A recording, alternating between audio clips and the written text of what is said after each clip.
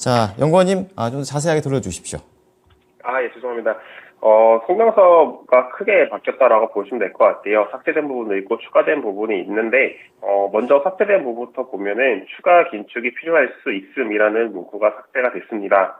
실질적으로 연준은 작년 3월부터 해서 추가 긴축이 필요할 수 있음이라는 문구를 유지를 하면서 추가적인 금리 인상, 만약의 사태에서 추가적인 금리 인상을 시사를 했었는데 이 부분이 작년 3월 이후로 처음으로 삭제가 됐다라고 보시면 될 것 같고요.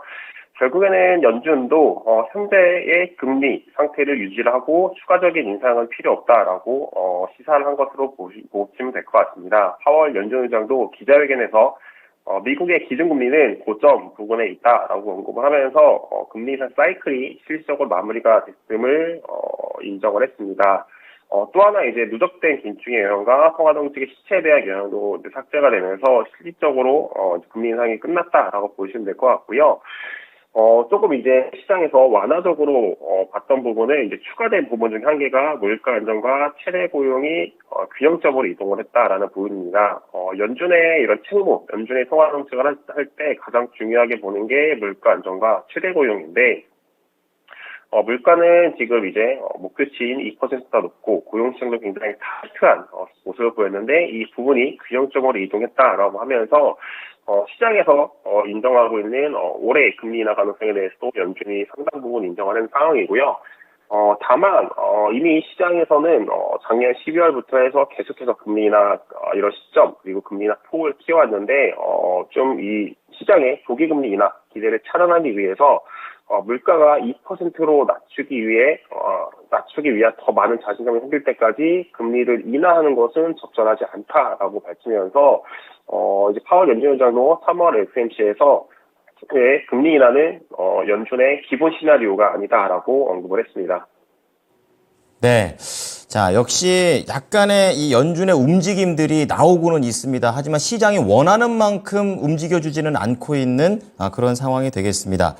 그리고 이걸 또 한 줄평으로 하셨을 때 금리 인하가 좀 필요할 수 있을까? 연준 입장에서 더 큰 자신감이 필요하다 이렇게 했었는데 이 내용에 대해서 좀 더 자세한 내용 들어보겠습니다. 네, 사실 이제 시장에서도 예상을 하고 있는 것처럼, 이번 FOMC에서는 많은 변화가 있었고, 이번에 이제 추가 긴축에 필요할 수 있다라는 문구가 삭제가 되다 보니까는 이 부분이 이제 시장에서 예상하고 있는 금리 인하 기대를 더 어떻게 보면은 증폭시킬 수 있는 촉매제 역할이 될 수 있는데, 이 부분을 차단을 하기 위해서 더 큰 자신감이 필요하다라고 계속 언급을 했습니다. 사실 성명서뿐만 아니라 기자회견에서도 계속해서 파월 연준 의장이 강조를 했던 거는 금리 인하를 단행하기 위해서는 더 많은 자신감이 필요하다. 계속 이제 자신감을 수차례에 걸쳐서 강조한 상황이고요. 연준이 물가가 많이 낮아져 있음에도 불구하고 계속해서 자신감이 필요하다라고 강조를 하고 있는 거는 물가는 둔화가 되고 있지만은 연준이 조기에 금리를 인하했을 경우에 물가가 재차 반등할 리스크가 존재하기 때문입니다. 미국의 경제를 보시면은 고용 시장은 확실하게 둔화가 되고 있습니다. 하지만은 아직까지도 공급보다는 수요가 더 많은, 그러니까는 일자리를 찾는 사람보다 구인 건수가 훨씬 많은 이런 초과 수요 상태가 유지가 되고 있는 상황인데요. 그러다 보니까는 미국의 경기 상황도 굉장히 견고한 상황입니다. 미국의 4분기 성장률은 3.3% 기록을 했고, 1분기 성장 전망치, 애틀랜타 연구소에서 수정하고 있는 GDP 나우에 따르면은 1분기 성장률 전망치가 이제 4.2% 기록을 하고 있어요. 그만큼 미국은 고금리에도 불구하고 경기가 굉장히 견고한 상황들을 보이고 있는데, 이렇게 경기가 좋은 상황에서 연준이 조기에 금리를 인하했을 경우에 경기가 더 좋아지고, 그래서 수요가 더 많아지면서 물가가 다시 반등할 이런 위험이 있다 보니까는 연준에서도 굉장히 금리 인하에 대해서 더 조심스럽게 다가가고 있다. 결국에는 금리를 인하하기 위해서는 현재의 물가 둔화세가 필수적인지 아니면은 이게 일시적인 착시 효과인지에 대해서 좀 더 확인이 필요한 상황이다라고 보시면 될 것 같고요. 그래서 파월 의장도 계속해서 언급을 하고 있는 게 더 많은 자신감, 이제 정확히는 현재 이제 물가가 둔화되고 있는데 이 속도가 유지가 몇 개월에 걸쳐서 확인해도 자신감이 생긴다라고 언급을 했습니다. 그러니까는 뭐 물가가 더 빠른 속도로 둔화되는 거를 뭐 연준에서는 바라겠지만은 자신감이라는 게 더 빠르게 둔화되는 것보다는 현재와 같은 속도로 둔화가 되더라도 몇 개월에 걸쳐서 이제 시간이 누적이 되면은 물가가 2%까지 둔화될 수 있다라는 연준에서도 확신이 생길 거다. 그리고 나서 그때의 금리를 인하할 수 있다라고 하는 게 현재 연준의 스탠스라고 보시면 될 것 같습니다. 네. 자, 그렇다면 간밤에 국채 수익률이 이제 2년물, 10년물, 30년물 보다 전반적인 하락세가 미국 증시의 상승에 좀 도움이 됐던 원동력이었다라는 그런 분석을 좀 보고 온 게 있습니다. 이제 그런 가운데 시장에서는 이렇게 연준이 이런 스탠스를 취하고 있음에도 불구하고 금리는 굉장히 좀 내려가고 있거든요. 여기와 관련해서 은행의 뭐 불안전성, 뭐 부동산과 관련된 그런 부분이 있다라고 얘기가 있는데 왜 이렇게 금리가 떨어졌었는지 이 부분은 어떻게 분석하십니까? 네, 뭐 금리가 떨어진 이유로 크게 여러 가지가 있을 것 같아요. 먼저 앞서서 말씀드린 것처럼 은행의 이제 불안정성, 주가 이제 실적이 부진하고 생각보다 충당금 규모가 크고 그리고 그 규모가 큰 게 계속해서 작년부터 거론이 됐던 상업용 부동산 부분에서 이번에는 진짜 좀 문제가 심각한 거 아니냐라는 부분도 있을 것 같고요. 그런 것들이 이제 안전자산 선호의 현상으로 나오는 거고, 그리고 이제 FMC 측면에서 바라봤을 때, 연준이 3월 금리 인하는 분명히 과도하다라고 언급을 했습니다.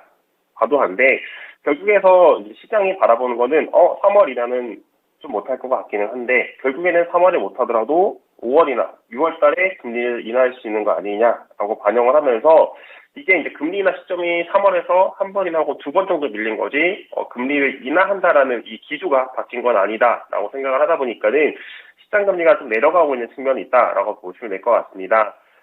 거기에 이제, 파월이 언급을 했던 게 조기 금리 인하 기대는, 차단하기 위해서 노력을 했지만은 또 조기에 금리를 인하할 수 있다라는 이런 명분이랄까요? 근거도 조금 이제 계속해서 언급을 했던데, 지금 미국의 경기는 굉장히 견고합니다. 견고한 건 맞지만은, 이제 파월이 언급을 한 게 소프트 랜딩. 그러니까 이제 경기가 침체나 둔화 없이 물가를 잡을 수 있는 이런 가능성을 소프트 랜딩이라고 하는데요.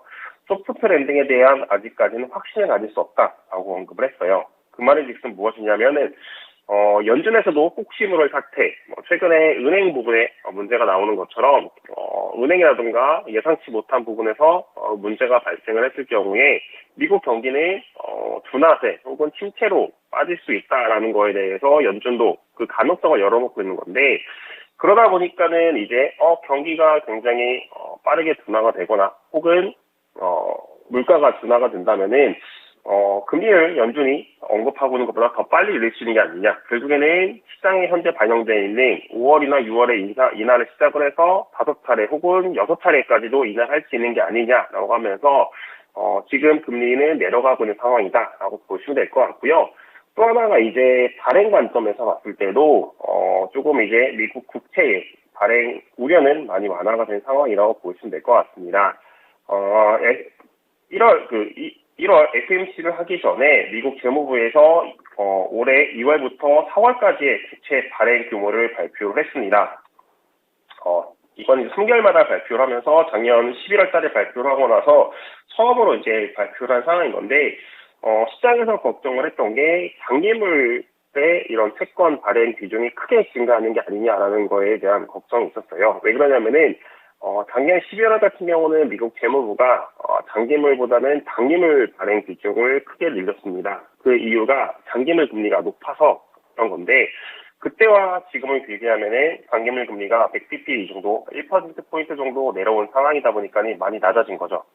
그러면은 11월과 같은 논리, 하지만 상황은 다르게 반대의 상황으로 금리가 내려왔으니 장기물 비중을 더 크게 늘릴 수 있는 거 아니냐라는 걱정들이 있었는데, 11월 FOMC 전에 있었던 미국 국채의 발행 계획에서는 증가 속도는 작년 11월과 동일하게 증가를 했습니다. 그러면 장기물 발행 비중보다는 단기물 발행 비중을 더 크게 증가를 시키면서 시장에서 좀 걱정을 했었던 장기물에 대한 공급 압박도 상당 부분 완화가 된 상황이다라고 보시면 될 것 같습니다.